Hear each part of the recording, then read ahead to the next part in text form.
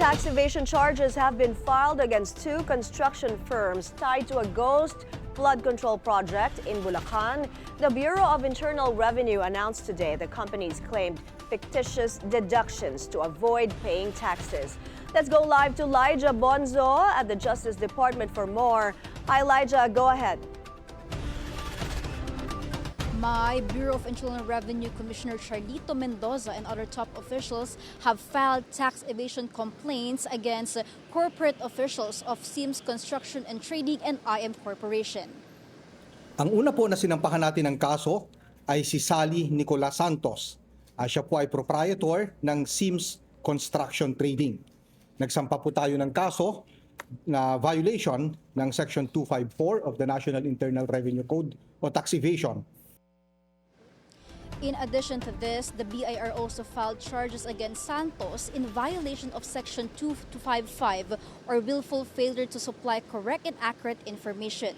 These charges are in connection with a ghost flood control project in Baliwag, Bulacan. Nag-file po siya ng tax return sa Bureau of Internal Revenue at nagdeklara ng deductions or construction cost. Subalit, since wala naman pong aktual na proyekto na nagawa, di ibig sabihin ho, fictitious itong deductions, non-existent. At ito po ay ginawa lamang para maiwasan ang pagbabayad ng tamang buwis. IM Construction is facing similar charges. Overall, the BIR has assessed them with 13.8 million pesos in total tax liabilities. Aside from paying their taxes, the proprietors would also face imprisonment up to 10 years.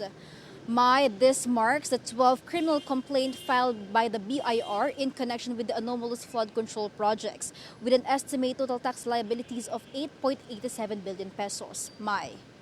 Elijah, may iba pa ba silang contractor na iniimbestigahan?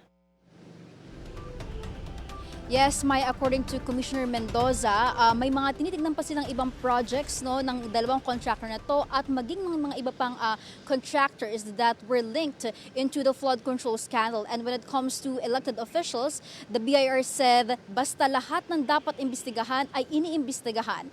Since this is an ongoing investigation, they cannot divulge more. Thank you, Elijah Bonzo, reporting to us live from the DOJ in Manila.